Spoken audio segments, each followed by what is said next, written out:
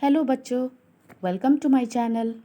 आज हम कक्षा 6 की पृथ्वी और हमारा जीवन इसका पाठ 11 हमारा प्रदेश उत्तर प्रदेश, इसके हम अभ्यास प्रश्न देखेंगे। चलिए शुरू करते हैं। पहला जो प्रश्न है, निम्नलिखित प्रश्नों के उत्तर दीजिए। उत्तर प्रदेश क्षेत्रफल की दृष्टि से भारत में किस स्थान पर आता है? तो उत्तर प्रदेश का क्षेत्रफल 2,40,928 वर्ग किलोमीटर है, जो संपूर्ण भारत के क्षेत्रफल का 7.33% है।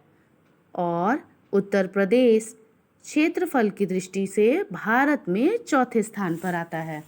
तो हमने देखा कि जो उत्तर प्रदेश का जो क्षेत्रफल है वो कितना है, 2,40,928 वर्ग। और ये हमारा भारत का जो क्षेत्रफल है उसका कितना प्रतिशत है, 7.33। उत्तर प्रदेश क्षेत्रफल की दृष्टि में भारत में किस स्थान पर आता है? चौथे स्थान पर आता है। दूसरा प्रश्न, उत्तर प्रदेश में मंडलों की संख्या बतानी है। तो प्रदेश में मंडलों की संख्या कितनी है? 18 है। और अगर इसमें हमें जनपद पूछा जाए तो वो कितने हैं? 75 जनपद है। उत्तर प्रदेश में सर्वाधिक वर्षा किस भाग में होती है? उत्तर प्रदेश में सर्वाधिक वर्षा गोरखपुर जनपद में होती है। प्रश्न 4, राज्य में पाए जाने वाले वनों का आपको यहाँ पे क्या करना है? वर्णन करना है। तो उत्तर प्रदेश में 3 प्रकार के वन पाए जाते हैं। तो उसमें से जो सबसे पहला है, उत्तर प्रदेश में भाबर एवं, जो कि तराई क्षेत्र में पाई जाती है, और उस वन का नाम क्या है? उष्णकटिबंधीय नम पर्णपाती वन। और ये जो वन है वो उत्तर प्रदेश के भाबर एवं तराई क्षेत्र में पाए जाते हैं। इन वनों में साल, गूलर, बेर, इमली, शीशम आदि वृक्ष, बांस के झुरमुट तथा झाड़ियाँ पाई जाती है। दूसरा जो वन है प्रदेश के मैदानी क्षेत्र में पाया जाता है, और वो कौन सा वन होता है? उष्णकटिबंधीय शुष्क पर्णपाती वन। और इन वनों में साल, पलास, बेल, नीम, आम, शीशम आदि वृक्ष मिलते हैं।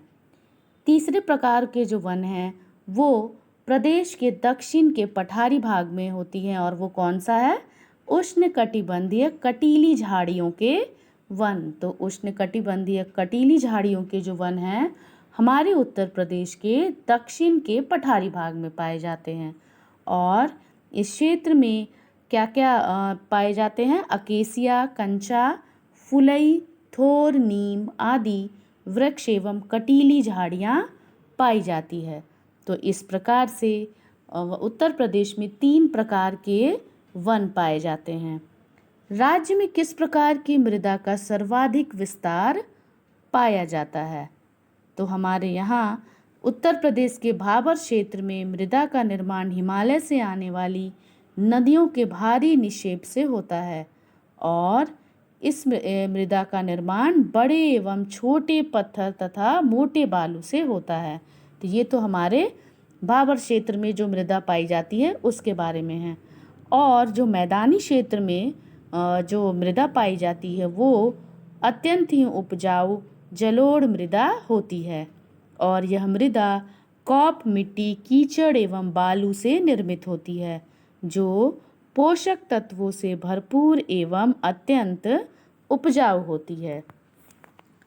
इस तरह से हमने देखा कि जो राज्य में ये जो हमारे भाबर क्षेत्र में जो मिट्टी पाई जाती है वो हिमालय से आने वाली नदियों से आती है, और इस मृदा का निर्माण बड़े एवं छोटे पत्थर और मोटे बालू से होता है। लेकिन मैदानी क्षेत्र में जो मृदा होती है वो अत्यंत ही उपजाऊ होती है, और यह जलोढ़ मृदा कहलाती है। और यह मृदा कीचड़ एवं बालू से निर्मित होती है, और यह पोषक तत्वों से भरपूर एवं अत्यंत उपजाऊ है।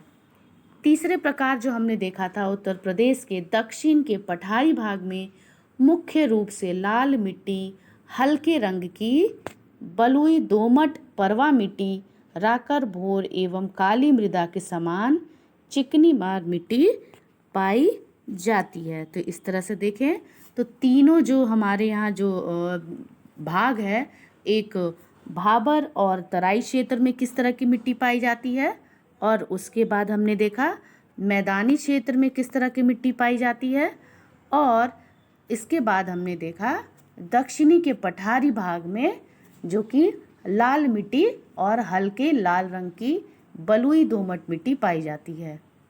और सबसे उपजाऊ कौन सी होती है?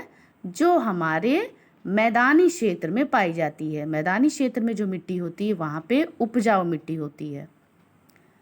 इसके बाद हम देखेंगे निम्नलिखित वाक्यों के सामने सत्य अथवा असत्य लिखना है।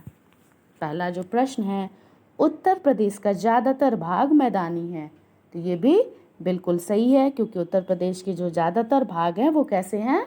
मैदानी हैं। दूसरा जो प्रश्न है, उत्तर प्रदेश में जिलों की कुल संख्या 65 है, ये बिल्कुल गलत है क्योंकि हमने पढ़ा है कि उत्तर प्रदेश में जिलों की संख्या जो है वह कितनी है? 75 है, 75 है। उत्तर प्रदेश में उष्णकटिबंधीय सदाबहार वन पाए जाते हैं, ये गलत है। उष्णकटिबंधीय सदाबहार वन नहीं पाए जाते हैं।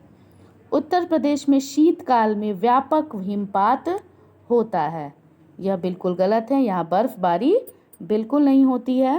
तो इस तरह से आज हमने पाठ 11 के क्वेश्चन आंसर्स डिस्कस कर लिए, और अगर आपको इसमें कुछ परेशानी हो तो आप कमेंट सेक्शन में पूछ सकते हो। चलिए नेक्स्ट वीडियो में हम न्यू कंटेंट के साथ मिलते हैं।